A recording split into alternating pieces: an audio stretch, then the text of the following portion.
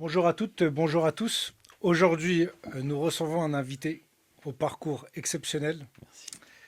et remarquable. Avocat engagé et passionné, il incarne la réussite à force de travail, de persévérance et de conviction. Pur produit vilno-garénois, il a su faire une place dans le monde du droit français sans jamais renier ses valeurs.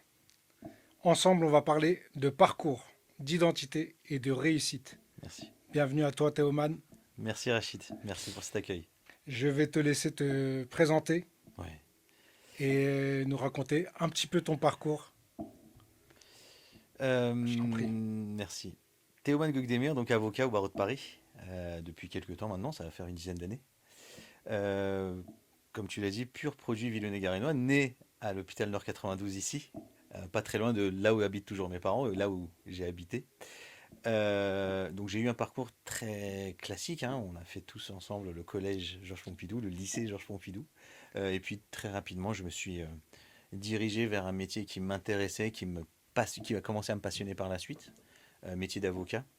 Ça commence très simplement avec les voeux de la fac, et puis on comprend très vite que le métier d'avocat est de plus en plus attirant, parce que c'est ça qui nous permet de vivre correctement et comme il faut le droit.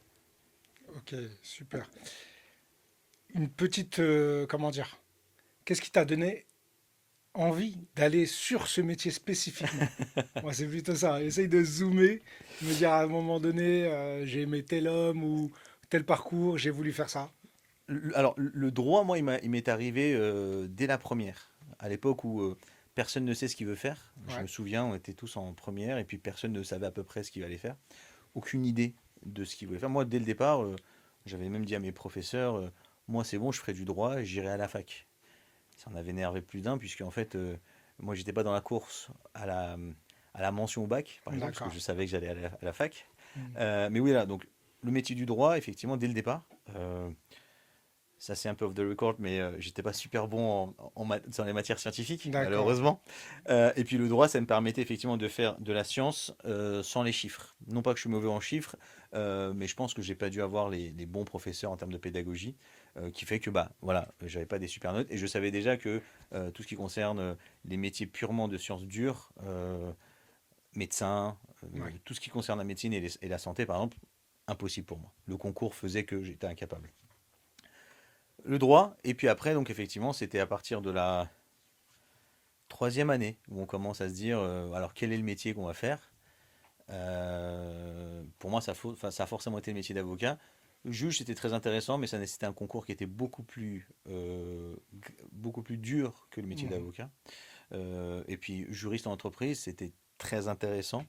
Mais je suis arrivé à une mauvaise période, puisque moi, j'ai fini mes études en 2007-2008, D'accord. crise de subprime. Ouais, Marché saturé, donc forcément avocat. ouais, d'accord. Donc plus d'offres que de demandes. Tu t'es redirigé vers autre chose? Exactement. Mais alors, il fallait fortifier un peu le parcours en plus. Ouais, Je l'ai fortifié par la suite, après être avocat, hein, bien évidemment, j'ai fait une école de commerce derrière. Mais oui, ça ne suffisait pas. d'accord. Parce que le marché était vraiment dans une mauvaise période. Euh, la crise des subprimes est arrivée justement vraiment, vraiment au moment où j'avais fini toutes mes études et mes stages.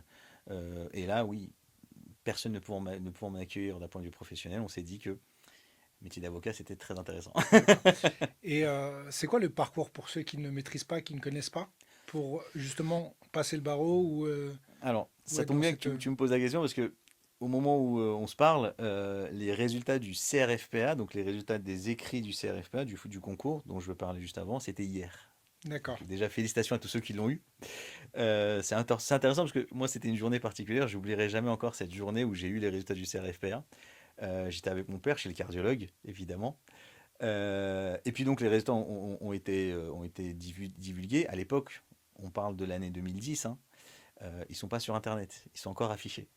Donc tu Hmm. arrives dans le hall et tu cherches ton nom. Ouais. Et si tu l'as pas, et tu trouves ton nom, et après tu regardes, et soit tu es déçu. En fait, Alors, on a c'est connu très. ça. En fait, alors, c'est dur, mais pas si dur que ça, finalement. Avec le recul, on se dit que, bah oui, mais c'est Il faut normal, en bien fait. une Il faut bien. méthode affichée un Voilà, peu. c'est Ouais. perdre en finale d'une Coupe du Monde, bah ouais, il y a un gardant, il y a un gagnant et un Exactement. perdant. Donc, pour en revenir au parcours, en fait, c'est un parcours qui est relativement simple d'un point de vue pédagogique, puisqu'il y a une licence de droit d'abord, puis une maîtrise de droit. À partir de la maîtrise de droit, on peut passer le concours pour être avocat. La plupart des gens le passent après le M2. D'accord. Moi, je parlais de DESS à l'époque. Ouais, c'était ça. On commence à se faire vieux, Rachid. Mhm. Le M2, et donc on peut le passer à partir de là. Le concours se fait sur la base d'écrits et d'oraux. Il y a des épreuves écrites, une note de synthèse, une épreuve de spécialité, une épreuve particulière qui s'appelle le droit civil et une épreuve de procédure. Si les écrits se passent bien, on passe justement aux oraux. Avec là, cette fois-ci, en époque, il y avait beaucoup plus d'oraux. Là, il n'y en a que deux, qui est le grand oral et un oral d'anglais. Et puis après, donc, on rentre à ce qu'on appelle l'école du barreau, bon, pour chacune des cours d'appel, il y a une école du barreau, D'accord. et donc une formation de 18 mois, dont 12 mois de stage en 2 fois 6 mois, et 6 mois de formation véritable. 6 mois, donc 6 mois de premier stage, ils appellent ça le PPI, projet pédagogique individualisé. C'est une occasion pour les élèves avocats de pouvoir découvrir autre chose que le cabinet d'avocat. Pour ma part, moi je l'ai fait en entreprise, dans une entreprise de chimie. Mhm. Euh, on peut le faire par exemple en institution, on peut le faire dans les tribunaux, on peut le faire à l'étranger. D'accord. Mon stagiaire par exemple, lui, va le faire à New York cette Mhm. année à partir de janvier. Il y a cette épreuve, après il y a aussi cette période donc de formation à l'EFB, à l'école du barreau. Donc on t'apprend à rédiger les actes, à raisonner comme un avocat, puisque c'est un peu différent. L'avocat raisonne un peu différemment du juriste, parce qu'il a une responsabilité derrière. Il plaide, ouais. Il plaide, et surtout aussi, c'est que s'il donne le mauvais conseil, il a une responsabilité qui peut être, alors pas personnelle, parce qu'il a une assurance, mais c'est une responsabilité d'ordre assurantiel. D'accord. Alors que le juriste, s'il donne le mauvais conseil, le pire des cas, c'est de se faire licencier, mais ça n'arrive jamais. À Donc, l'étranger, c'est différent. à l'étranger, c'est différent. Un juriste Peut se faire licencier. est Il est assuré assuré aussi. aussi, effectivement. À D'accord. l'étranger, c'est très très différent. Aux États-Unis, je pense que tu parles de Exactement. ça, les juges ont leur propre assurance personnelle. C'est ça. En cas de Si je mauvais prends une conseil, mauvaise, voilà, et même le juge, s'il prend une mauvaise décision et que c'est une décision qui est purement illégale, il peut être condamné à payer des dommages-intérêts à la victime de son jugement. j'avais lu ça. Ouais. Extraordinaire. Je milite pour ce système. Il n'existe pas. Et je pense pas qu'il arrive en Je France. milite aussi pour, par exemple, le vote, l'élection des juges plutôt que la nomination. D'accord. Donc Je le parle peuple parle exactement. Si on veut, pour par le exemple, peuple par le peuple exactement. Donc qu'il reflète l'opinion d'un peuple sur une mandature. sur la politique de. On peut D'accord. voir Pénal, d'accord. aujourd'hui effectivement qu'il y a parfois des décalages entre ce que pense le peuple et ce que prend comme décision le juge. Surtout en ce moment. Il y a plein d'affaires où Mm. effectivement c'est plus compliqué, enfin c'est pas aussi simple que ça et c'est très polémique. Mhm. Encore une fois, le sujet c'est de préparer aussi l'opinion publique sur ces décisions-là. J'en reviens donc Ouais. au PPI. Donc PPI, la formation pendant 6 mois, rédaction d'actes, etc., etc. Et puis donc ce qu'on appelle le stage final. Toutes ces périodes-là, le stage final en cabinet d'avocat, qui peut sûrement déboucher, qui débouche normalement sur ce qu'on appelle un contrat de collaboration. Donc on commence à travailler vraiment dans la vie active en tant qu'avocat. Donc après, à la fin de ces 18 mois, il y a ce qu'on appelle le CAPA, le certificat d'aptitude à la profession d'avocat, et qui permet justement de commencer à exercer en tant qu'avocat. À partir de là, on avance, et donc soit on travaille dans un cabinet d'avocat pour d'autres personnes, Ouais. soit on est à son compte, un peu comme moi, euh, parce qu'on teste et que parfois le métier d'avocat, il y a des gens ils préfèrent l'exercer comme moi j'aime l'exercer, à savoir de manière tout à fait autonome. Ouais. Et puis non, effectivement, oui, on peut bien évidemment exercer en tant qu'avocat. On peut ne pas prendre la robe, donc ne pas exercer en tant qu'avocat et directement trouver un CDI dans une entreprise, malgré le fait qu'on soit devenu avocat. Il y a un certain nombre d'entreprises qui cherchent cette formation supplémentaire d'avocat. D'accord. Pas très long donc finalement. Ouais. Pas très long, mais quand même un peu. Et as-tu un mentor chez les avocats. Alors, je te parle vraiment dans le domaine des avocats. Est-ce que tu as quelqu'un qui te, comment dire, Qui m'a guidé, qui ouais, m'a voilà, voilà, pas guidé, mais peut-être que tu le connais ou influencé. connaisses pas, Ouais. ouais, influencé, J'ai pas eu de mentor que ce soit en véritablement. France ou à l'étranger. Oui, oui, j'ai pas eu de mentor véritablement. C'est-à-dire, il D'accord. n'y a jamais un avocat ou qui que ce soit qui m'ait donné l'envie de. Si on peut parler de mentorat, où effectivement les principes, les droits fondamentaux, etc., sont des principes qui me sont chers. Mhm. Et effectivement, ces choses-là sont des mentors pour moi. Mais en termes de personnes, malheureusement, je n'ai pas rencontré, dans le cadre de ma profession, quelqu'un qui a pu me guider ou qui a pu tout simplement m'aider à prendre des décisions ou m'influencer d'une certaine manière. Moi, j'ai eu personne. Mon D'accord, maître de stage, je vais devoir lui en parler. C'était pas quelqu'un qui était particulièrement actif avec moi. d'accord. Euh, il peut avoir toutes les raisons du monde, mais dans les cabinets où j'ai été, effectivement, les maîtres de stage n'ont pas été très actifs avec moi. Peu importe, Mhm. on apprend différemment. Puis après, quand on en a envie, on n'a pas besoin forcément de mentor. Ouais, On se mentorise soi-même. ouais, je comprends, je comprends, je comprends. Et pour toi, les moments les plus durs, Les moments les plus durs. ouais, et Euh, décisifs à la Décisif, fois. alors décisif et dur. Alors dur, c'est en fait c'est les 4 premières années ou les 5 premières années où effectivement on y va et on ne sait pas où est-ce qu'on va parce qu'on n'est pas guidé. Mhm. Mes parents sont pas avocats, sont pas juristes. On reviendra plus tard de. Autour de moi, il y a personne qui est avocat, qui était juriste. De ma promo au lycée, j'étais le seul qui faisait le métier d'avocat, qui faisait du droit, seul. Ce qui est une bonne chose parce que ça permet de recommencer une nouvelle vie à la Mhm, faculté en d'accord. première année. Euh, donc ces 4 premières années où effectivement il faut expliquer aux gens qu'on fait du droit. Ça c'est la première année. Ça c'est la première chose. Ensuite il y a ce fameux concours. Parce que le concours il ne vient que couronner 5 années d'études sur lesquelles on a été compliqué. Tout a été compliqué. Et puis quand c'est raté, bah, en fait tout le monde autour de toi te pose la question de savoir ce que tu vas faire maintenant. Mhm. Et le problème, c'est que ces personnes qui te posent la question n'ont pas fait la moitié des études que tu as fait. Ni le quart. Ni le quart, ni la moitié, ni quoi que ce Mhm. soit. Ne Donc, comprennent pas. ça ne veut pas dire qu'ils sont moins bons que toi, ça veut Non. juste dire que forcément la question est mal posée. C'est plutôt que de dire qu'est-ce que tu vas faire maintenant, c'est est-ce que tu as prévu de faire autre chose? Est-ce que tu vas recommencer? Mhm. Je rappelle juste au passage que le concours du CRFPA, donc le concours à l'entrée à l'école, ne peut se passer que 3 fois. D'accord. Donc une de 3 fois, à partir de la troisième fois, on ne peut plus le passer. Donc ça ne veut pas dire qu'on ne sera plus jamais avocat, mais ça veut dire qu'on ne pourra plus le passer en tant que concours, puisqu'il y a toujours des passerelles. Un exemple, il y a D'accord. des gens qui travaillent pendant 8 ans ou 10 ans en tant que juriste, déposent un dossier, deviennent avocats.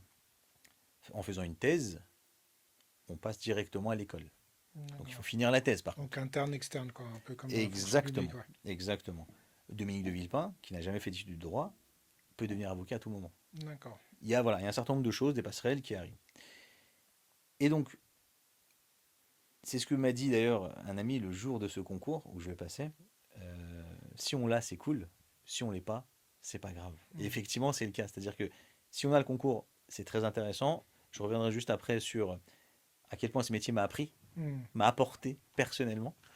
Mais si on l'a pas, oui, il y a des gens qui s'en sortent très bien et qui sont très intelligents et qui sont très épanouis dans leur métier sans être avocat. J'ai un ami qui est commissaire, par exemple, Mhm. et où ça se passe très bien. Donc, les 4 premières années, le concours, ce jour-là, j'aime bien pas parler perso. Par exemple, moi, donc je l'ai eu en 2010, ça fait 15 ans que je l'ai eu. Mhm. Je sais encore que c'était le jour des résultats. À quel point, enfin, pour moi, C'était c'était marquant. marquant, ouais. C'est marquant.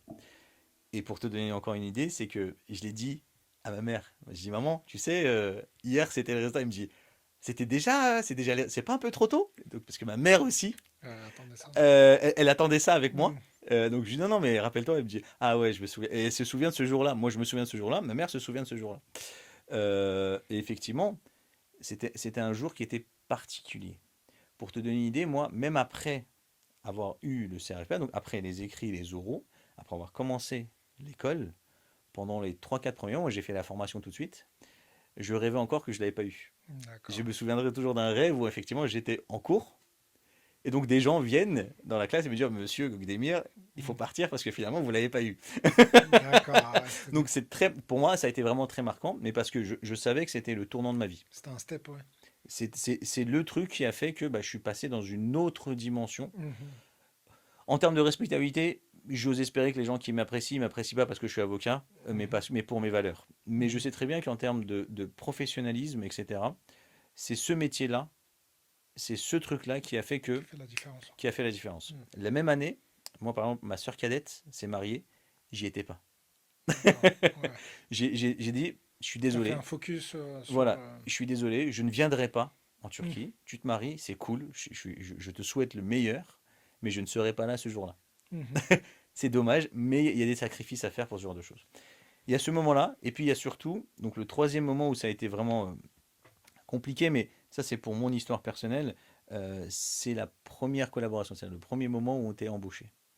Très très difficile à mon époque, parce qu'on connaît personne, parce que si surtout, c'est après coup qu'on se rend compte que d'un point de vue de ma personne, de mon caractère, il était facile de déceler que je n'étais pas fait pour travailler sous les ordres d'une personne que je ne considère pas comme légitime. Donc j'étais dès le départ un électron libre, je ne le savais pas. J'étais pas moi-même, j'étais pas au courant. Mais effectivement, apparemment, un certain nombre de personnes étaient capables de le déceler. C'est une des raisons pour lesquelles ça a été compliqué de trouver cette fameuse collaboration que je n'ai jamais trouvée. D'accord. Donc dès le D'accord. départ, je me suis mis en perso. Ouais, donc Théoman fit quelque chose, là, c'est pas possible. C'est tu T'es au man prends. under quelqu'un, Ouais, c'est compliqué. d'accord. Et le pire, Rachid, c'est que de jour en jour, je me rends compte à quel point ils avaient raison. C'est-à-dire que de jour en jour, je me dis: ouais, non, c'est normal qu'ils puissent pas me faire. Tu le vois comment ça? C'est par rapport à ta vitesse de croisière, ta concentration, Alors, le manque de réseau aussi? Parce que aussi, ça fait. ça joue, bien évidemment. Et j'en ai discuté avec un ami récemment. C'est qu'en fait, la raison pour laquelle, quand tu sors de l'école, tu cherches une collaboration, c'est parce que tu n'as pas déjà des clients. Mhm. J'ai donné l'exemple d'un ami à moi qui est très connu en Afrique. Lui, il est passé avocat. Dès le départ, il n'a jamais postulé pour une collaboration. Tu sais pourquoi? Parce qu'en fait, il connaissait un certain nombre de personnes dans le gouvernement de son pays. Il y avait déjà Et un donc, répertoire. voilà. Et donc, tous les contrats sur les mines, sur l'énergie, sur le truc, il les récupérait. Mhm. Il a fait un M2 en arbitrage, pof, c'était réglé. Donc lui, il n'a jamais demandé. C'est au contraire même, un certain nombre de cabinets voulaient directement le prendre, Le non pas pour pousser. ses compétences qui étaient très bonnes, je n'en doute pas, mais uniquement pour son réseau. Donc, en fait, c'est une espèce de cercle vicieux où Mhm. tu n'as pas de réseau, donc tu cherches un collaborateur, tu cherches à être collaborateur, ils veulent pas te prendre parce que tu n'as pas de réseau. Et tu passes au second plan. Et du coup, il faut trouver des solutions alternatives. Et Mhm. les solutions alternatives, bah, en fait, il faut se lancer. Et il faut D'accord. créer son propre réseau au fur et à mesure. Alors oui, dans mon réseau, c'est pas le PDG de Total, c'est pas le PDG de LVMH, etc. Bien sûr, pas de Mhm. problème. Mais même en dessous, en termes de volume d'affaires, bah, en fait, on s'en sort quand même parfois beaucoup mieux que ceux qui se disent collaborateurs. D'accord. Il y a des années, moi, heureusement, il y a des années de chiffre d'affaires pour moi, pour lesquelles je suis supérieur à certains des gens qui étaient au même niveau et qui sont collaborateurs.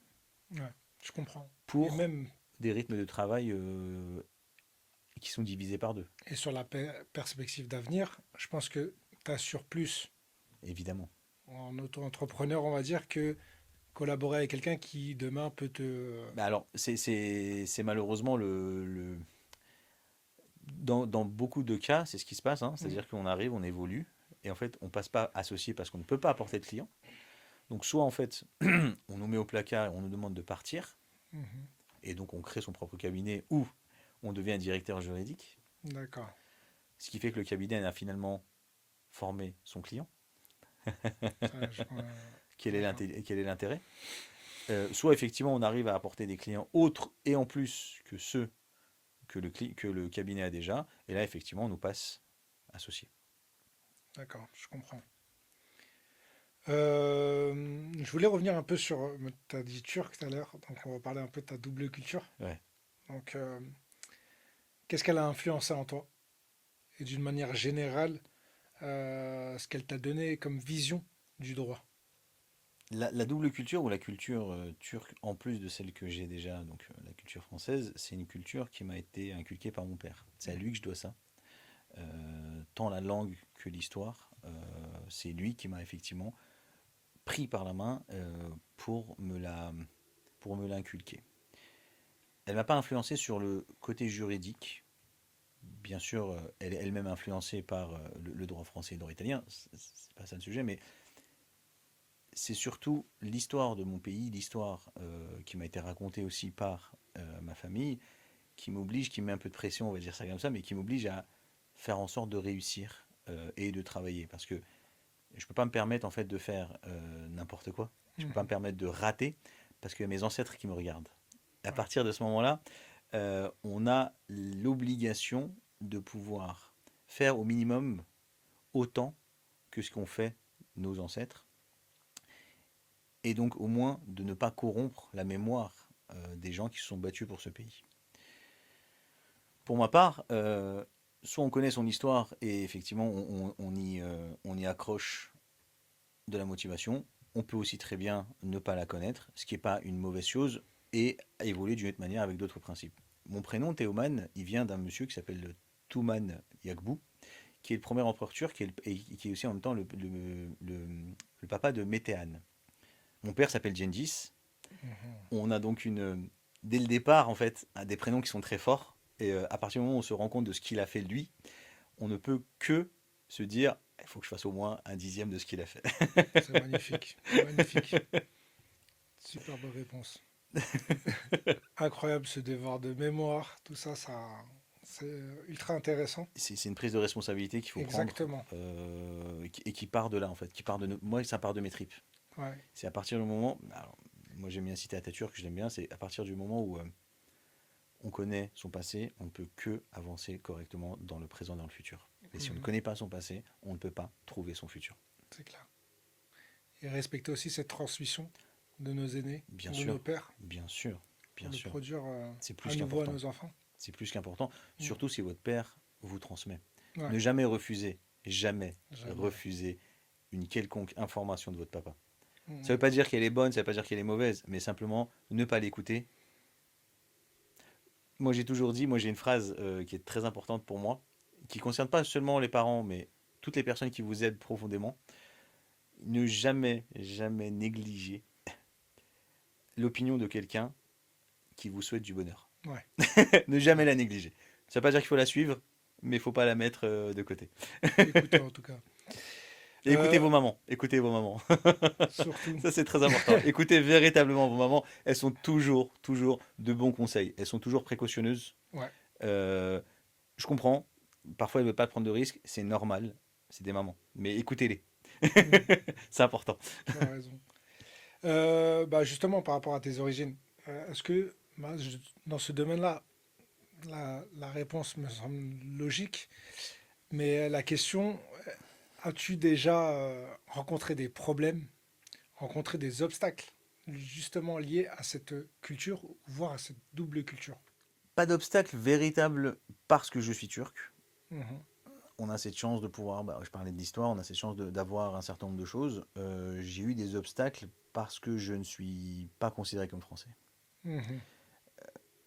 Je vais le citer, hein, avant de prêter serment, on est obligé de discuter avec un membre du Conseil de l'Ordre, qui est une forme de transmission. Donc à la base, c'est quelqu'un qui est un petit peu plus âgé que vous, qui a de l'expérience et qui vous explique un certain nombre de choses de fonctionnement. Eh bien moi, le jour où je devais prêter serment, eh ben, le membre du Conseil de l'Ordre, en fait, n'a pas donné un avis favorable, a donné un avis défavorable. Bon. Mettez-vous à ma place, Mhm. 5 ans d'études, un concours d'entrée, un concours de sortie, et on demande juste à exercer un métier pour lequel on en a sué pendant environ 10 ans. Ça peut être 8, ça peut être 10, peu importe. Et donc il y a quelqu'un là qui est devant vous, membre du Conseil de l'Ordre, on ne sait pas comment, il n'a pas été élu par vous, voilà, Mhm. qui vous dit, moi je ne suis pas très favorable pour que vous soyez là. Mais pourquoi? Je le sens pas. Voilà. Alors, j'oublierai jamais, hein, je ne vais pas citer son nom parce qu'en fait, je ne sais plus s'il est à la retraite ou pas, peu importe. Je vais citer par contre la personne qui m'a aidé sur ce jour-là, c'est Monsieur Avi Biton, Mhm. très bon ami à moi, euh, auquel j'ai parlé, il m'a expliqué, oui, ce monsieur-là a de grandes habitudes sur ce sujet-là. Vous n'êtes pas le premier. Ok, pas de souci, donc c'est pas de ma faute. Mhm. Finalement, c'est ce monsieur. Et en fait, j'oublierai jamais son bureau. Il avait des dossiers là, voilà, des dossiers, je sais pas, bail commercial, etc. C'est aujourd'hui que je me rends compte qu'en fait, ce monsieur était un raté, puisqu'en D'accord. fait, il avait 30 ans de barreau, donc ça faisait 30 ans qu'il exerçait, et il était encore avec des baux commerciaux à 10 000 euros, à 20 000 euros. Ouais. Aujourd'hui, j'ai 15 ans de barreau, donc la moitié de sa carrière, hein, je ne touche plus les baux commerciaux à 15 000 euros. Ouais. Donc, Ok. oui, effectivement, pas parce que j'étais turc, mais parce que j'étais étranger. Donc, j'aurais pu être même américain, ça ne change rien. D'accord. C'est voilà, il y a eu des fois, il y a eu cette fois-ci, il y en a eu d'autres. Je suis persuadé qu'il y en a eu d'autres sur d'autres sujets, sur des CV qui fonctionnaient pas, etc. Moi, j'ai eu beaucoup de problèmes à trouver des stages, par Mhm. exemple. C'est normal, c'est normal, puisque les gens comme Justement, moi, on n'a pas de réseau, donc forcément, c'est plus compliqué.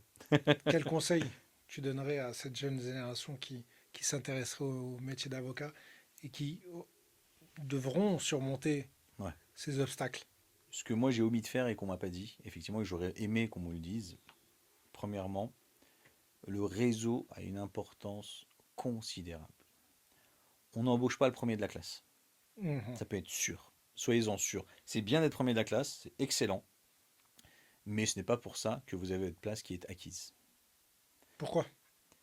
Parce qu'on n'embauche pas les compétences uniquement, mais on embauche aussi une personne. D'accord. Donc, soignez vos soft skills, ça c'est le deuxième conseil. Le Mhm. réseau, très très important. Mais pour avoir ce réseau, pour que les gens aient envie de travailler avec vous, pour que les gens vous apprécient, il faut aussi avoir des soft skills. Parfois, on les a quand même, on ne trouve pas le réseau qui va avec. Ça, c'est malheureusement, c'est l'environnement qui fait que. Donc, réseau, soft skills. En plus, bien évidemment, ça c'est en plus de la technicité, hein. Troisième chose, ne jamais hésiter à trouver des stages, à chercher des stages. Si on vous propose des stages n'importe où, qui ont un lien direct avec votre spécialité, prenez-le. Foncez. Prenez-le. C'est à Dubaï, c'est en Suisse, n'importe où, prenez-le. Et quatrièmement, ayez une ligne de conduite. Je veux faire ça, ça va aller comme ça, et je veux faire ça ensuite. Bien évidemment, il faut aussi savoir l'analyser, on ne nous l'applique pas à l'école, mais il faut savoir analyser le marché. La crise des subprimes, Ça t'a détourné directement. T'as su rebondir moi je ne le ailleurs. savais pas. Mhm. Quand on regarde les films et quand on regarde un petit peu l'état du marché avant 2008, ben oui, la crise des subprimes, c'est sûr qu'elle allait arriver.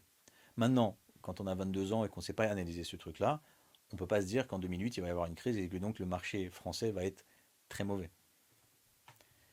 Premier là-dedans. Mais, du coup, si on est capable de l'analyser, aucun problème. Je sais qu'en 2008, ça va mal se passer. Très bien. Bah, c'est une année de plus ou c'est une année de moins pour faire une formation supplémentaire. Me donner sur d'autres choses. Aller à l'étranger, Mhm. par exemple. Aller à l'étranger. Moi, c'est la chose que je n'ai pas faite. Ouais. Ne pas hésiter à aller à l'étranger. À mon époque, on pouvait s'en passer encore. Aujourd'hui, on ne pourra plus s'en passer. Ça, et bien évidemment, l'intelligence artificielle. Les jeunes sont déjà dedans, Mhm. je le vois. Ils sont nés Mon, dedans même. voilà, mon stagiaire, lui, par exemple, effectivement, il est en train de monter sa propre IA. Il a D'accord. pris une IA, il la forme, etc., pour lui-même. Ne négligez pas ça. Moi, je sais aujourd'hui que ma retraite ne sera pas en tant qu'avocat. Mhm. Je le sais parce que ce qui est capable de faire l'intelligence artificielle aujourd'hui, elle le fait véritablement, c'est pas un chiffre au hasard, 15 fois plus rapidement que ce que moi j'étais capable de faire. Je vais te couper, Thomas. Là, tu vas sur ma question de conclusion, d'accord? On arrête. Sur, On arrête. sur l'IA. Mais je vais plutôt te rediriger vers l'école, vers L'école. plutôt le collège. Bon, primaire, on oublie parce que bon, ça n'a pas grand intérêt. Mais plutôt le collège, lycée, Pompidou. Est-ce que ça t'a vraiment formé Est-ce que vraiment t'as tiré quelque chose Rachid, on de... était ensemble au collège et au lycée. Ouais, Alors, en fait, la chance qu'on a aujourd'hui, c'est que tous les professeurs qu'on avait eu sont tous à la retraite. ouais. On avait 15 ans. Attention, j'en croise encore sur Villeneuve, hein. Ouais, Ah ok. oui, Et ils sont encore oui, à Villeneuve? je croise Et ils sont encore à Villeneuve? des maîtres, ouais, Monsieur Pantel, je le croise, D'accord. de Mais il est Coubertin. encore maître? Et non, il est proviseur. Enfin, il est directeur Heureusement. d'école. Heureusement, d'accord, ok. Parce que Monsieur Monsieur Seguin, Vintra. je l'ai croisé Alors il n'y lui, a pas si effectivement. longtemps que Mais il ça. habite à l'île Saint-Denis, Oui, Monsieur Seguin. exactement. Oui. Après, je sais pas s'il est à la retraite Il est à la retraite. ou non, Il est à la mais retraite. oui, Il a eu mais même un qu'il grève. soit même encore, Ouais. Est-ce que par exemple Monsieur Vintra est toujours là? je sais pas si Bon, Monsieur Dubois est encore là. Monsieur Dubois, j'ai appris qu'il est parti. Le collège Georges Pompidou, c'était un collège qui était assez particulier. Euh, les professeurs qui étaient, que j'ai eus, je ne vais pas citer de nom, ça ne sert à rien, mais Hmm. n'étaient pas là pour l'instruction, ils étaient là pour l'éducation. Je dis pas que c'était un choix, je dis pas que c'était assumé ou pas, mais véritablement, le niveau d'anglais que j'avais, par exemple, au collège, Mhm. il était très en deçà de ce qui était, de ce qui était suffisant dans le monde professionnel. L'allemand, pareil. Je parle du collège, hein. On a eu, bon an, mal an, des cours de maths, des cours de français, etc., etc. Mais moi, je me souviens, par exemple, je n'ai jamais fini un seul programme. Mhm. Systématiquement, quand il y avait des jours fériés au mois de mai, il fallait rattraper ces cours fériés, ces jours fériés. Mais en fait, le programme est fait justement en fonction de ces jours fériés. Et les jours fériés, c'est 3 jours fériés par an. 1er mai, 8 mai, et je crois que c'est le 22 mai, un truc comme ça. Donc en fait, le programme, il est fait en fonction de ça. La preuve, c'est que dans d'autres collèges, dans d'autres lycées, ce programme, il est fini. Il se finit. C'est donc bien qu'on est capable de le faire. Je ne dis pas que c'est à cause des professeurs, mais simplement c'est qu'ils y contribuent beaucoup. Donc, pour ma part, le collège Georges Pompidou m'a pas été d'un grand soutien dans le monde professionnel. Le lycée, de la même manière, le lycée Georges Pompidou, il m'a pas été beaucoup pour le droit. J'étais en terminale scientifique. On avait des professeurs qui faisaient cours peut-être aux 2 premiers rangs, qui refusaient de répondre aux questions des 3e ou des 4e rangs. Le soutien scolaire, j'en parle même pas en fait. Mhm. Ça n'existe pas. Vous êtes en retard, c'est pas grave. Donc effectivement, il était temps de partir de ce lycée. Ouais. Il était temps de véritablement connaître les grands professeurs spécialisés. Moi, à ça, j'ai eu la chance effectivement de connaître et de côtoyer les grandes personnes qui ont fait du droit ce qu'il est aujourd'hui. Le collège Georges Pompidou et le lycée Georges Pompidou, si j'avais pu m'en passer, je m'en passerais aussi. Mhm. Aucun problème de ce point de vue-là. Les professeurs n'étaient pas. Ouais. Ouais. J'avais du mal à comprendre qu'il y a des professeurs qui sont là depuis 20 ans. Ils ne sont pas là depuis 20 ans par choix. C'est parce qu'en fait, ils sont là depuis 20 ans parce qu'ils ne peuvent pas aller dans les autres lycées, dans les autres collèges. Totalement d'accord avec toi. Une question de niveau, j'en sais rien, peu importe. Mais moi, j'avais un professeur de maths qui était enseignant dans une école d'ingénieurs qui s'appelait EPITA, qui était revenu en ZEP. Mhm. Je comprends pas. Vous êtes professeur de mathématiques appliquées dans une école d'ingénieurs, la meilleure peut-être de France. Je ne sais pas ce qui se passe, et puis vous revenez professeur dans une ZEP. Il faut m'expliquer, en fait. Soit c'est par choix, et très bien, pas de souci, mais du coup, en fait, il faut former vos élèves pour qu'ils puissent aller à EPITA, puisque vous savez comment fonctionne EPITA. Mhm. Non. Donc pour toi, l'école, selon notre expérience, et plus particulièrement la tienne, Oui. elle, comment dire, elle aide à à l'égalité des chances, ou au contraire? Au contraire. Euh, Elle ne dessert pas l'égalité des chances, mais ce que je veux dire, c'est qu'elle devrait être beaucoup plus efficace pour assurer cette égalité des chances. Mais de toute façon, c'est pas moi qui le dis, les statistiques le prouvent. C'est aussi simple que ça en fait, hein. Quand on regarde les nouveaux gouvernements, combien sont issus de ZEP, j'aimerais bien connaître la statistique. Je suis prêt à dire que je me suis trompé, mais combien? Pas Déjà, il y a beaucoup. une stat. Le milieu ouvrier, sais-tu combien il est représenté en pourcentage dans les grandes écoles? Aucune idée, mais je pense que c'est un chiffre c'est un nombre, c'est pas un chiffre. 3%. Voilà, c'est un nombre. Donc Voilà, oui, voilà. 3%. Je te parle pas de la fac, non, je te parle des grandes écoles, Ouais, d'accord? 3%. Seulement 3%. Voilà.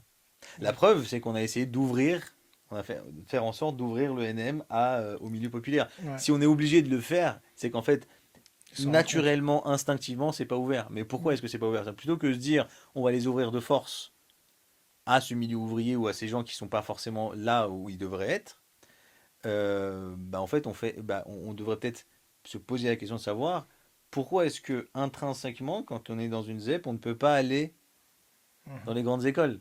Plutôt que de dire, bah maintenant, vous, les grandes écoles, vous allez récupérer un quota de 5 ou 6 élèves. Bravo. Comment ils se sentent comment ils se sentent les 5 élèves? Alors quand on leur dit que, bah en fait, ils ont peut-être pris la place d'un autre monsieur ou d'un autre élève qui était meilleur qu'eux. C'est clair, c'est clair, c'est clair. La légitimité, comment ils font pour savoir? Comment ils font? Bah en fait, ils font pas. Est-ce que tu penses que l'école reproduit les inégalités Oui, et les so- renforce? oui, 100%. À 100%. C'est à partir du moment en fait où sur votre CV, avant de regarder vos compétences, avant de regarder ce que vous êtes, on regarde d'abord vos diplômes, et que pour avoir ces diplômes, il faut avoir une bonne école, Mhm. c'est sûr. C'est mathématique. Il faut Ouais. être dans une bonne école pour avoir les meilleures écoles, les meilleures grandes écoles, pour avoir les meilleurs postes. Et encore, c'est pas sûr. Donc quand tu dis meilleures écoles, mais il y a aussi meilleure classe sociale. Ça va de soi. Mais pour avoir ceux qui ont les meilleures écoles ont forcément de bons postes.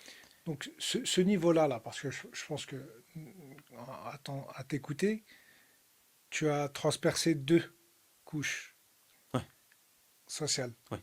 selon Bourdieu. Je te conseille de lire ce sociologue. Euh, donc tu as la classe ouvrière et souvent comment dire, l'avocat, profession libérale, qui est seul, il n'est pas au milieu, hein, il est au-dessus. Et c'est une zone, comment dire, réservée aux riches, dont les parents sont riches, depuis X générations, où la culture, l'argent, Où les parents sont déjà avocats, très exact, souvent. mais comment dire, le C'est- savoir, il y a une transmission énorme. Il n'y a pas de problème de langue ou une double culture ou je sais pas quoi. Non, non, c'est déjà défini. Jean-Marie a déjà son avenir déjà tout tracé. C'est sûr.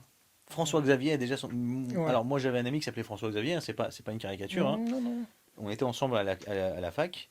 Lui savait déjà ce qu'il allait faire, il allait reprendre le cabinet de son papa. C'est exactement ce qu'il a fait. Aujourd'hui, on discute. Je l'ai eu au téléphone là récemment. Il a repris le cabinet de son papa avec un chiffre d'affaires qui est tout à fait concevable, qui est tout à fait convenable aussi en plus. Et donc lui n'a pas besoin en fait de chercher ni de stage ni de collaboration. Mhm. Quand il est à l'école, son PPI il le fait dans une juridiction, n'importe laquelle, au tribunal de commerce s'il faut. Son stage final il le fait auprès du cabinet de papa. Aucun problème, c'est normal. C'est normal. Et bien évidemment, après, ensuite, il ne cherche pas de collaboration, il devient associé directement. Pour lui, la vie est plus facile. Ouais. Aucun problème. C'est comme pour ceux qui rentrent dans médecine. Dès la deuxième année, ils savent. Où est-ce qu'il faut aller? Ce qu'il Ouais, faut faire? Oui. Il faut suivre. ouais, c'est Le clair. manque de mentorat. Et quelle est ta vision aussi sur la diversité et ce qu'elle représente dans ce domaine-là? La diversité, ça dépend comment est-ce qu'on la voit. Est-ce que c'est une diversité d'ordre culturel ou est-ce que c'est une diversité d'ordre sociologique? Moi, je milite pour qu'effectivement, quand on est fils d'ouvrier, on puisse atteindre le poste qu'on désire, à force de travail. Mhm. Prenons une stat, prenons moi-même. Moi, je suis né donc le 31 août 1985 d'un père ouvrier et d'une mère au foyer, habitant d'un HLM dans une zone à urbanisation prioritaire. Ouais. Ce jour-là, le 31 août donc 1985, mon avenir il est déjà tracé. Statistiquement, je finis au chantier, j'ouvre un kebab. Mhm. Et là, avec les nouveaux métiers, je fais Uber. C'est ça. Et Ouais, il suffit de regarder, en fait, il suffit de regarder cette stat, hein, qui est né le 31 août 85 en même temps que moi, d'une famille ouvrière, etc., ce qu'ils ont fait. c'est clair. Donc, chaque jour qui passe, en fait, c'est un pied de nez à cette statistique, à ce système. Donc, oui, le système peut être transpercé, ça nécessite des sacrifices et du soutien, Mhm. les parents.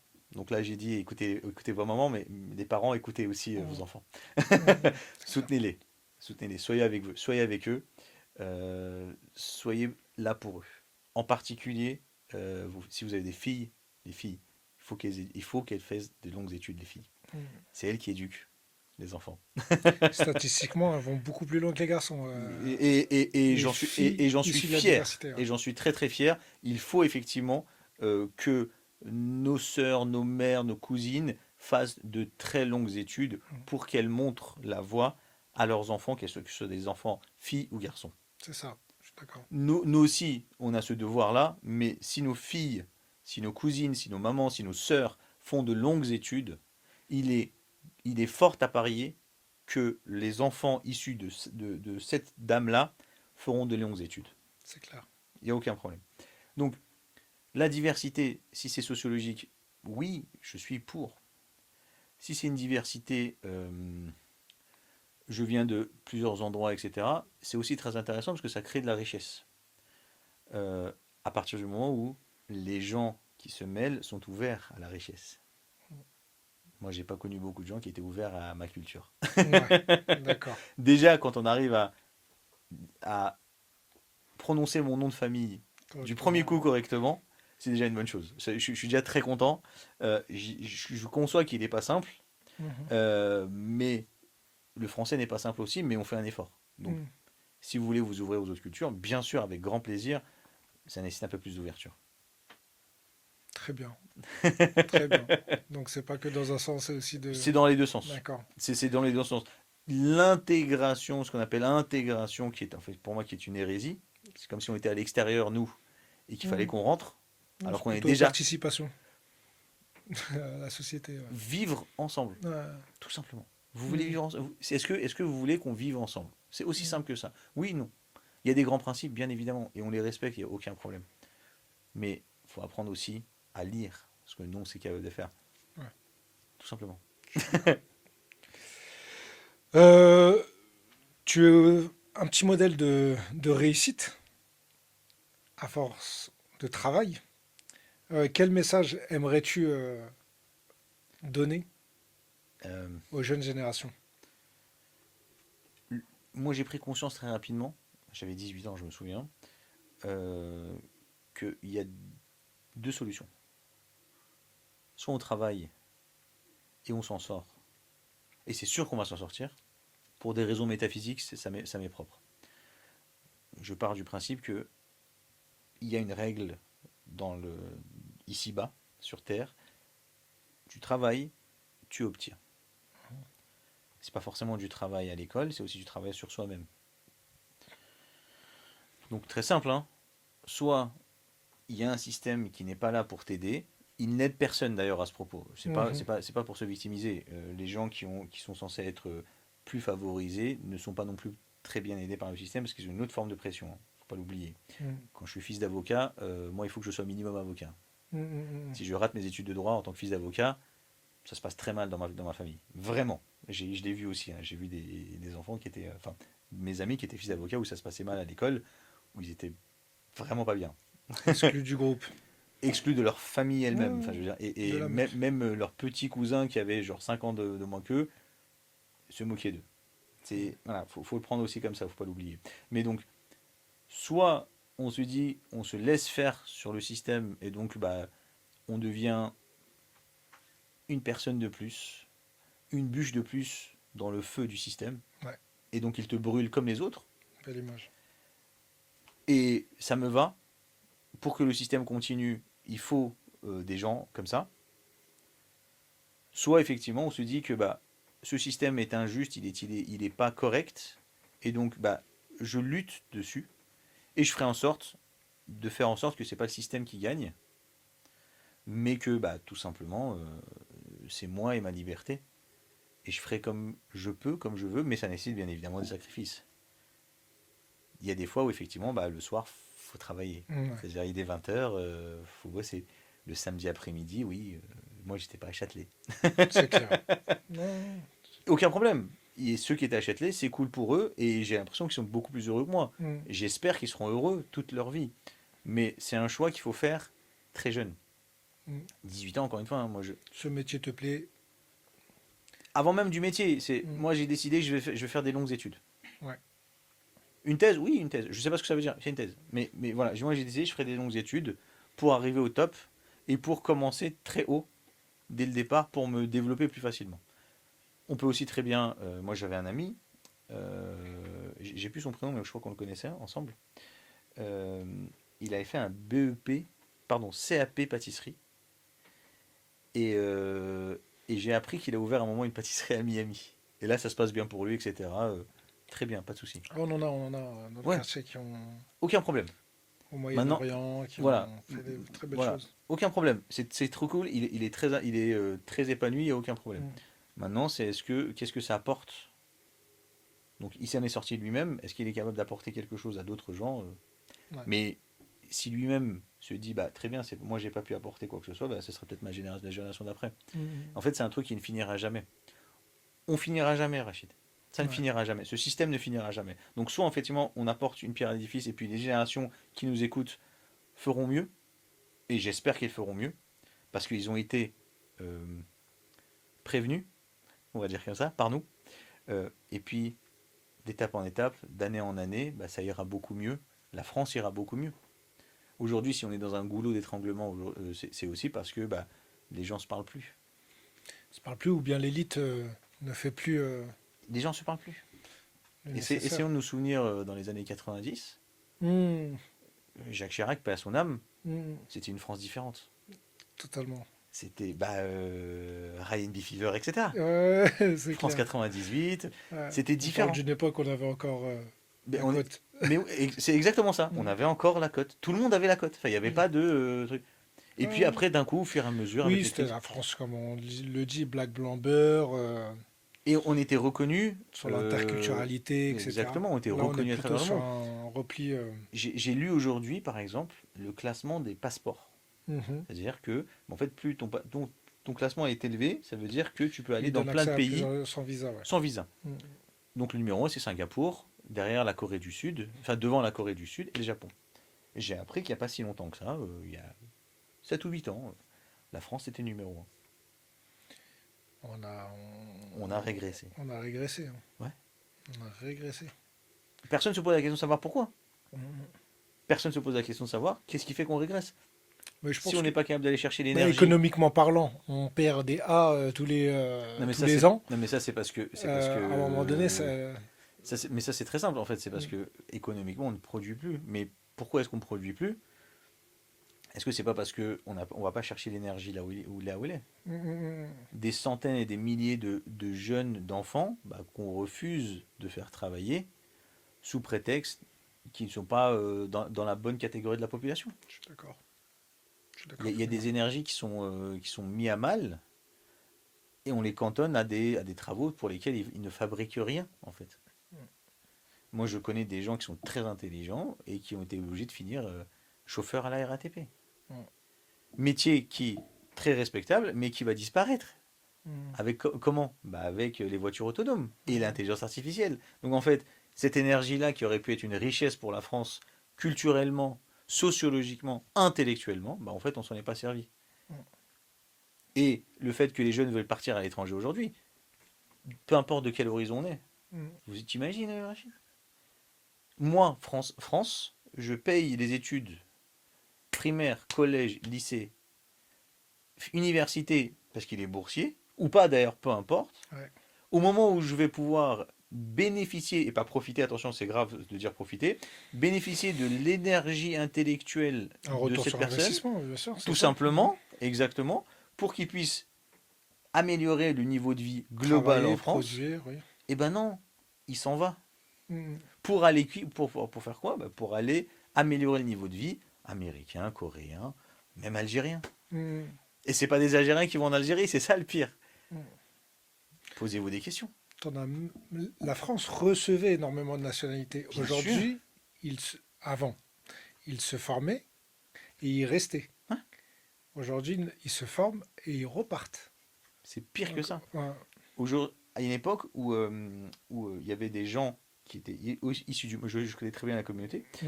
Les Marocains qui faisaient leurs études françaises au lycée français à Casablanca, qui venaient faire leur M2 ou leur faculté ici en France et qui restaient Hmm. pour travailler. Aujourd'hui, ce qui se passe, c'est qu'ils ne viennent même plus pour les études, ils se forment directement au Maroc et ils ne postulent même plus en France. Hmm. Ils postulent directement aux États-Unis. Canada, ouais. Canada, Hmm. États-Unis. Extraordinaire. Hmm. Extraordinaire. Pourquoi c'est plus attractif? Avant, on était attractif pour historiquement colonisation, etc. Hmm. Mais là maintenant, même la colonisation, c'est plus attractif. Même ça ne suffit plus en fait à attirer les personnes. Même le français ne suffit plus à attirer un Marocain en France. Ouais. Ouais, après, il y a un état d'esprit aujourd'hui, il y a un Mais parce que environnement, il y a un climat. oui, on n'est pas la bienvenue. Ouais, Les gens sont pas la ouais, bienvenue. ouais, C'est ouais, extraordinaire. Et les gens sont la bienvenue aux États-Unis. c'est clair. Posons-nous les bonnes Ouais, questions. ils voient ce qui se passe, enfin, ce que ça peut représenter en termes d'avancement de cerveau, cette immigration. C'est grave. Ouais. C'est grave pour la France. Et parce que du coup, aujourd'hui, ça se passe mal. Ça arrive. Demain, je suis pas sûr que ça se passe mieux qu'aujourd'hui. Ouais. Il est là le problème, Rachid. C'est-à-dire que dans 10 ans, on n'est pas sûr que la France va mieux qu'aujourd'hui. Ouais. Non, mais après, est-ce que tu penses que c'est pas un problème de vision à long terme Bien sûr, je suis et de 100% d'accord. sens Bien sûr, aussi qu'on bien a sûr. On est en train de une rater la question. mondialisation. Ouais. La France est en train de rater la mondialisation, c'est sûr. Aucun problème, il se peut qu'on prenne du retard, il n'y a aucun problème. Ça arrive. Ouais. Ça arrive dans plein de pays, etc. Plein Pas de de problème. civilisations ont été retardées. Mais évidemment, évidemment, l'Empire ottoman qui a coulé, une des raisons, c'est parce qu'en fait l'imprimerie est arrivée trop tard. Mhm. D'accord, très bien. Aujourd'hui, ce que représente l'imprimerie à cette époque-là, bah, c'est l'intelligence artificielle. On prend du retard. Et l'intelligence artificielle, on en reparlera en conclusion, creuse les écarts. Ça peut arriver. Mais raison de plus pour se dire, il y a un problème, essayons de résoudre ce problème, plutôt que de se faire la guéguerre. Thomas, je pense que sur ça, on peut rester des Des heures et heures, des on heures finira pas, on finira pas. sur les questions philosophiques. Je voulais revenir avec toi sur l'entrepreneuriat. Hum, Comment tu la vois? Est-ce que t'es dedans? Je suis beaucoup dedans, oui, effectivement. Ouais, j'imagine. Tu peux nous l'expliquer, ton sens, comment tu vois cette opportunité? Ouais. Est-ce que toi, c'est quelque chose que tu préfères Euh, entreprendre ou bien travailler pour quelqu'un? non. Oui, je sais. Alors, l'entrepreneuriat, moi, il m'est arrivé relativement tardivement. Moi, je suis pas issu d'une famille de commerçants. Mm. Mon père, il a toujours été salarié, mes oncles sont des salariés. Mon grand-oncle, par exemple, lui, il est fonctionnaire, carrément, on en parlait tout à l'heure. C'est une question de caste ou bien rien à voir? Rien à voir. D'accord. C'est un choix. En fait, on n'a jamais été... Mon grand-père n'a jamais été un vrai commerçant. Je pense que son frère, le frère de mon grand-père, n'a jamais été un On t'a commerçant. pas éduqué à être entrepreneur. Exactement. D'accord. J'ai pas, en tout cas, je ne viens pas de famille. Mm. Mais je sais aussi, par exemple, que les Turcs sont de vrais grands commerçants. Ouais, Donc, je suppute un terrain génétique. ouais. Et une mémoire Moi, ça m'est génétique. arrivé, voilà, moi, ça m'est arrivé, l'entrepreneuriat, ça m'est arrivé aux alentours de 23-25 ans, où j'ai commencé effectivement à regarder comment fonctionnait l'entreprise. Ça m'a vraiment intéressé. L'entrepreneuriat, moi, il est arrivé via le côté commercial, pas Avant même financier. l'idée. Avant même, L'idée. avant même l'idée, oui, tout à fait, Donc comment exactement. structurer? Comment, en fait, comment est-ce qu'on vend? Ça a commencé par ça. Parce que C'est l'entrepreneuriat, intéressant. exactement. Parce que Pour moi, c'est le niveau pratiquement zéro. tous les entrepreneurs ont l'idée et la mettent en pratique. Donc toi, tu avais Exactement. la pratique avant même l'idée. Exactement. Ouais, ok. J'avais comment est-ce qu'on met le projet et après l'idée arrivera. Ouais. Donc c'est comment est-ce qu'on vend. Je suis loin d'être un expert en marketing, mais ça m'intéressait vraiment de savoir les techniques de vente. Qualifier le produit, qualifier le deal, etc. Ça, c'est des choses qui sont très intéressantes. Et puis après, je me suis formé à la finance via l'école de commerce, mais via aussi mes propres recherches. J'ai un certain nombre d'idées qui sont en train d'être lancées au fur et à mesure, en plus du métier d'avocat. Comme je vous l'ai dit, je ne serai pas retraité avocat, je serai retraité Mm. différemment. L'entrepreneuriat, pour moi, il y a deux choses qui sont primordiales. C'est un, il faut toujours vendre de la compétence et pas du marketing. D'accord.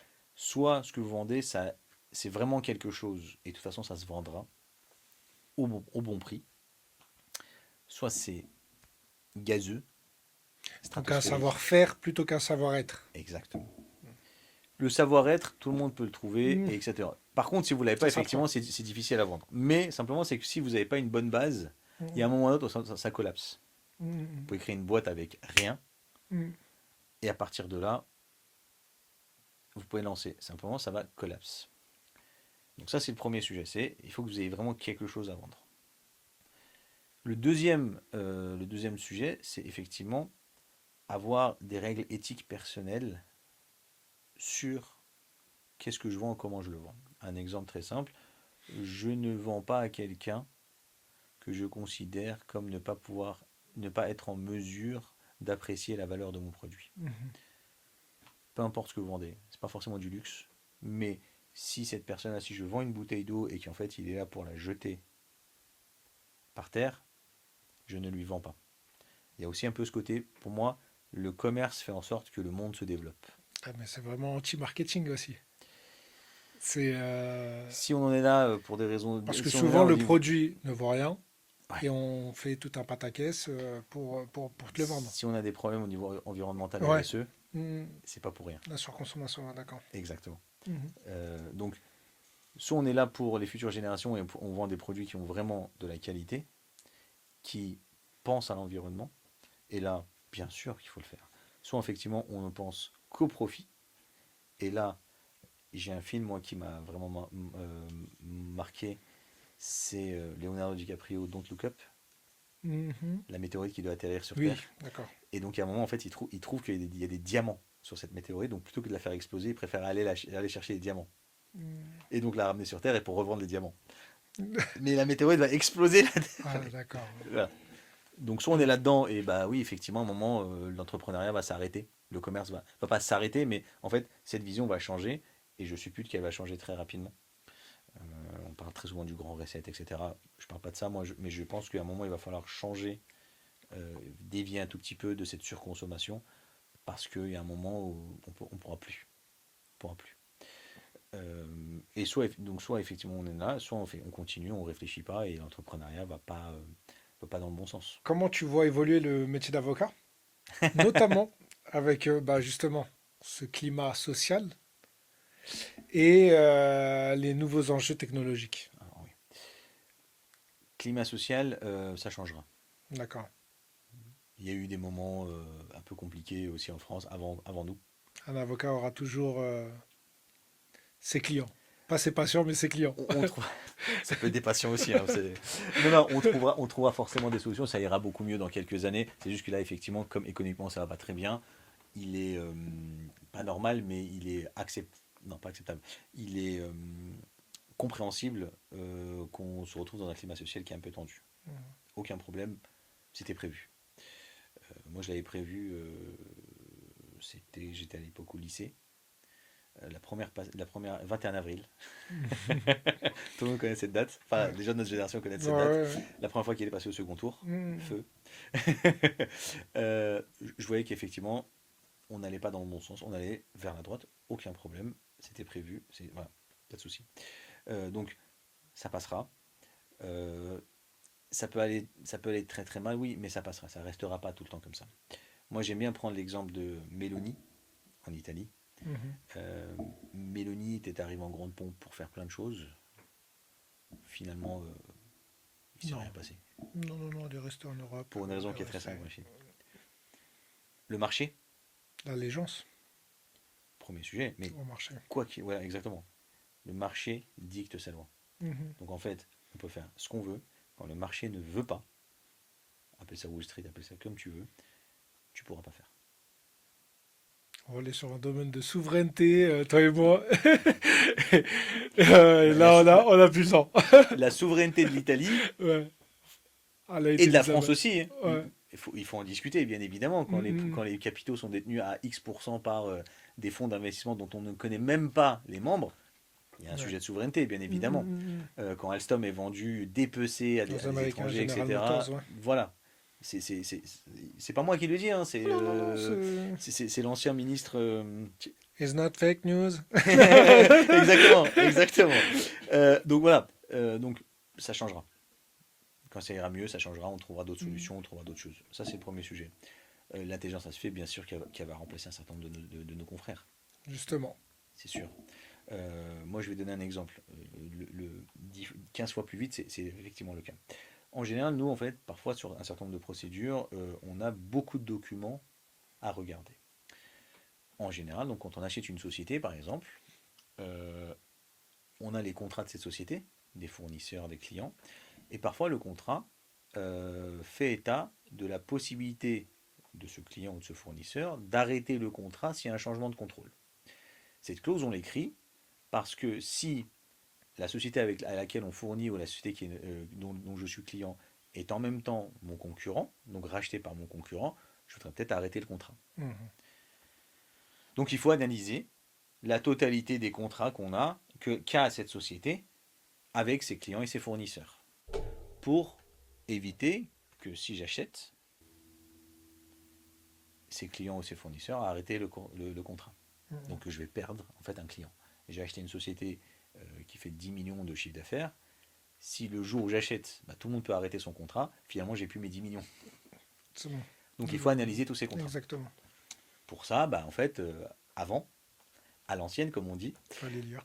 il fallait les lire, il fallait les comprendre, il fallait faire. Donc il fallait faire un petit Faut que, tableau. Voilà, ils sont 400, il y a 400 contrats, il faut les lire, il faut regarder si la clause existe. Si la clause existe, il faut mettre oui, la clause existe. Et il fallait le soumettre dans le cadre de la fusion pour dire que très bien, voilà, finalement ils peuvent sortir ou ils ne peuvent pas sortir. On a eu le cas récemment, là, c'était au mois de septembre, il me semble. On a eu le cas, hein. On a confié ça à.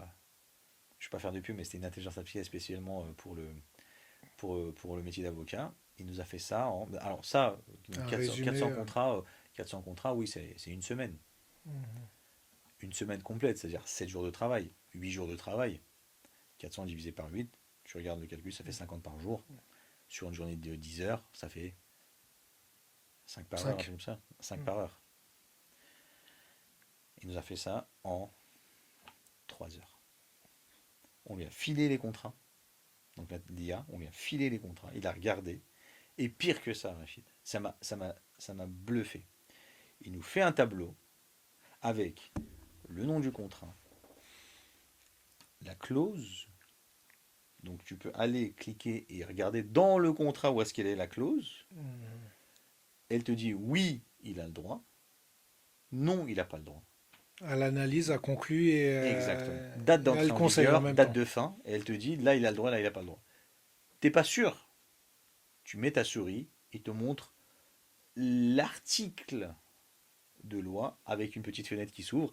Voilà l'article du contrat qui te dit oui, il a le droit de sortir du contrat s'il y a un changement de contrôle. Non, il n'a pas le droit. La preuve, les oui, tu les regardes, donc tu n'as plus qu'à vérifier. Ce qui est simple. Les oui, tu les regardes, tu dis oui, effectivement, il y a la clause, donc très bien, pas de souci. Les non, en fait, il n'y en a pas tant que ça finalement. Donc il n'y a pas la clause, donc il ne va pas sortir. Pour être bien sûr qu'ils ne vont pas sortir, qu'est-ce que tu fais?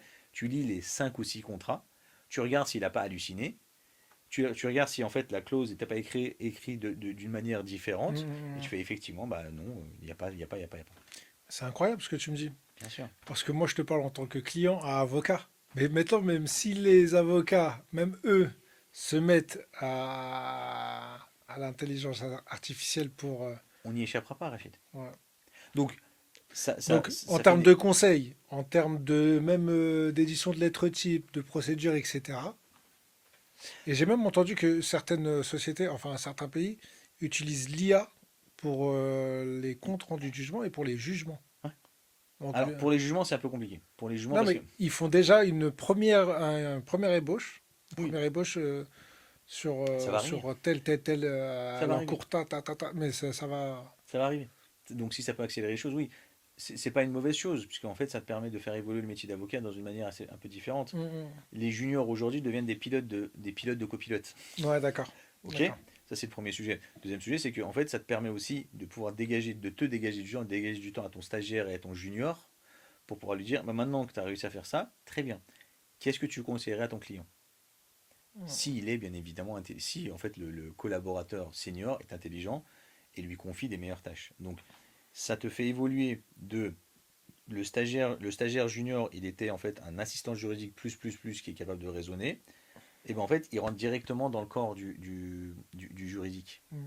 Moi, j'étais stagiaire, effectivement. La première chose qu'on m'apprenait, moi, en tant que stagiaire, ce que j'avais appris avec force pendant mon stage, c'est savoir chercher. Je savais, à la fin de mon stage, je savais que si j'avais une question, je savais où chercher. Donc c'est ça. Là, maintenant, en fait, il a même plus besoin de savoir où chercher, puisqu'en fait, il est capable de le faire, le junior. Maintenant, il va être capable de raisonner plus vite. Ce qui est une bonne chose, Mhm. à partir du moment où tout le monde joue le jeu. Ouais, c'est clair. Et dans le domaine, certains ont peur ou vous la voulez, cette Moi, nouvelle... moi j'ai toujours été dans le sens de il faut faire les évolutions qui vont bien. Mhm. Pas de souci. Si c'est nécessaire, allons-y. Il y a des gens qui en ont peur. Mhm. Euh, Après, les gens qui en ont peur, en fait, ils vont pouvoir y échapper. Enfin, aujourd'hui, quand on a 60 ans. Alors, quand on a 60 ans, ce qu'il ne faut pas oublier, c'est qu'on a vu arriver sur le marché l'ordinateur et Internet. Non, mais Ils y sont faits. en France, on a eu peur des caisses automatiques dans les supermarchés. Donc je me dis, si les Français ont peur Je savais pas celle-là. Non mais c'est vrai, on a ouais, si les caisses automatiques remplacent les caissières, qu'est-ce qu'elles vont devenir? Non mais vous inquiétez pas, elles vont faire autre chose. Mais oui, oui. Mais mais D'accord, si je savais pas non ça. mais C'est voilà. extraordinaire. Donc si les Français ont peur De l'intelligence artificielle, voilà finalement, le d'une risque, caisse automatique, alors j'imagine même pas il y a sur moi, l'IA. je connais des juristes et des avocats qui en ont peur. Aujourd'hui, quand tu as 55 ans et que c'est compliqué pour toi, oui, l'IA va te remplacer, c'est sûr. Hmm, Mais l'IA va te remplacer dans 7 ou 8 ans. Entre-temps, tu seras à la retraite, hmm. si elle existe. Ouais, tu laisses passer ça aux futures générations. Mais Allez hop, oui, débrouillez-vous avec. mais surtout, voilà, les jeunes qui nous écoutent, surtout ne négligez surtout pas l'intelligence artificielle. Ils la négligeront pas. Tu sais pourquoi? C'est simple, ils naissent dedans. Moi, Ouais, quand je suis en formation avec des jeunes de 18, 19 ans, 20 ans qui sortent de Parcoursup, je suis impressionné. Ils m'apprennent à le faire, à le faire, c'est parfait. à le gérer, à le regarder, mais vraiment des options que je connaissais même pas, que je maîtrisais même pas. Ouais, Ils sont nés dedans. c'est parfait. Il Quoi va de falloir. mieux Oui, oui, quoi de mieux. que de naître dans un environnement pour le contrôler Mais évidemment, évidemment. Maintenant, il faut qu'il le ou dompte pour se faire correctement. contrôler, je sais pas. L'esprit critique, c'est toujours intéressant. Je sais Il pas. ne faut pas qu'il se. Mais je pense que bon, il y a le revers de la médaille. Ça n'aide pas beaucoup. La concentration, Ouais, c'est compliqué. C'est c'est compliqué. très dur. Ouais, Ça se réduit à pas grand-chose, ouais, je suis mais d'accord. vraiment, je crois qu'on descend en dessous de la barre de la minute. De À concentration? ah oui, Ouais, ouais, à force de scroller, etc., bien sûr. Bien sûr. sur des Euh, vidéos qui durent 30 secondes, Bah, raison de plus pour la faire des jeune sports. génération, c'est très difficile De les concentrer? Bah oui, Je comprends, j'entends, bien sûr, bien sûr, j'entends, bien sûr. j'entends. C'est raison de plus pour faire Et des sports qui que ça nécessitent ça, soit hein. ChatGPT ou n'importe quel IA, de toute manière, c'est j'ai une question, je la pose. Intéressant. Je la pose. Mais est-ce que Et ce surtout, c'est est-ce que elle creuse quelque chose dans mon esprit? Je sais oui. pas. Oui, parce qu'en fait, Elle répond à ma place. oui, en fait, j'ai pas la mémoire. En Hmm, fait, je prends pas la mémoire, je prends juste la réponse. hmm. C'est. À l'époque, on lisait, je sais pas, du Victor Hugo, on Et prenait un dictionnaire avec nous. On le lisait avec un dico. c'était pire que Quand ça. j'ai dit ça à mon fils, il était. Pourquoi? Addict. Je dis, bah, tu prends un dictionnaire, comme ça, chaque mot que tu comprends pas, Tu vas le chercher et tu tu le vas le trouves. chercher.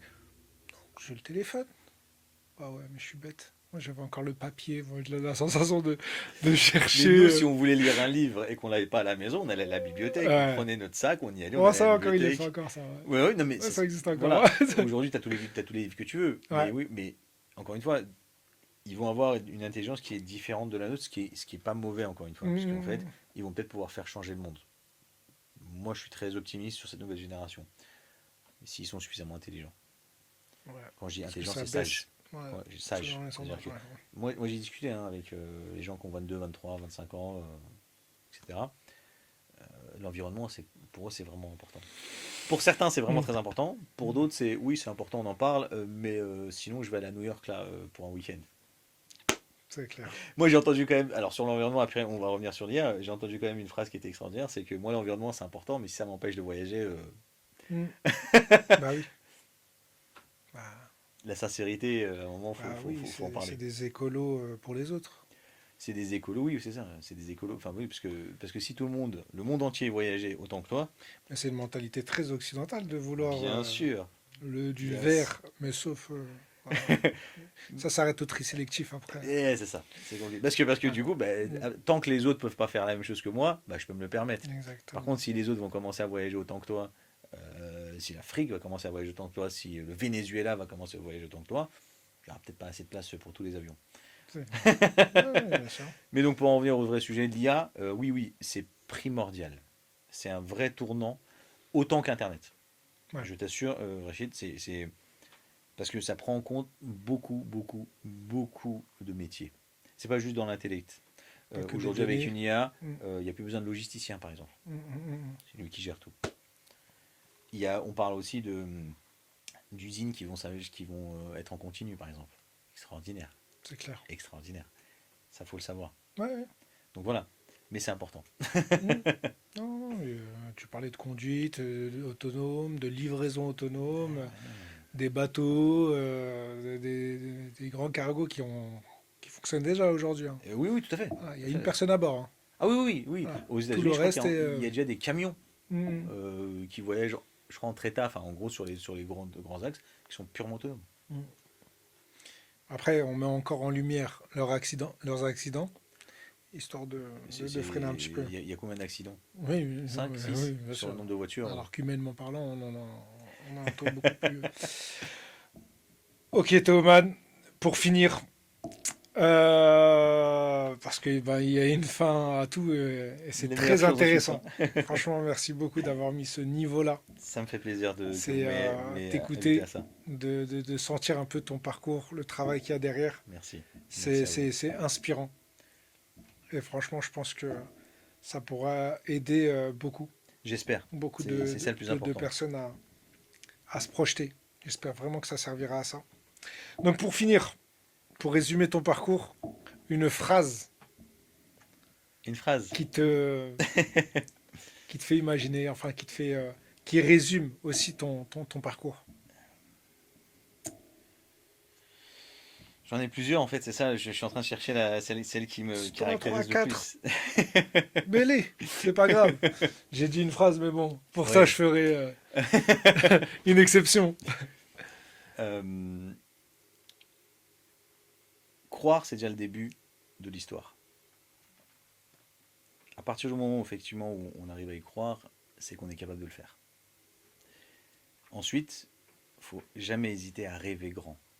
Il n'y a rien. En fait, avoir les pensées limitantes, c'est quelque chose qui est imposé par la société parce qu'on ne veut pas justement que tu changes, parce que la société ou le système veut continuer comme il l'est. Et moi, j'ai toujours une phrase, je me la suis toujours répétée, c'est un peu une phrase comme Hubert dans ce fameux film. Moi, je dis toujours: The best is yet to come. Le meilleur est à venir. À partir du moment où on croit à cette positivité, forcément ça vient. Et je finirai juste une dernière phrase, c'est Bruce Lee Le meilleur qui pour la disait, fin. ouais, le paix à son âme, qui dit en fait ne priez pas pour des jours meilleurs, priez pour avoir plus d'endurance pour endurer justement des jours moins bons. Magnifique, magnifique. Philosophe pour clôturer cette interview. Bruce Lee, Ouais, la Bruce Lee, philosophie. c'est le meilleur. Merci beaucoup Théoman. Merci Rachid Merci pour pour cet cet accueil. échange sincère, Toujours. inspirant, comme je l'ai dit. Merci. C'était un honneur de te recevoir. C'est un honneur qui était Et, partagé, Rachid, ça faisait longtemps. très longtemps. Et en tout cas, tes réponses ont un sens pour moi. Ont vraiment une grande valeur. Merci à toi. Et Merci. tu reviens quand tu veux. C'est avec grand plaisir que je reviendrai. On te recevra avec Avec cet grand accueil, plaisir. avec cet accueil chaleureux, je reviendrai tous les jours même. J'espère te revoir. Merci à Merci toi. Rachid. Merci.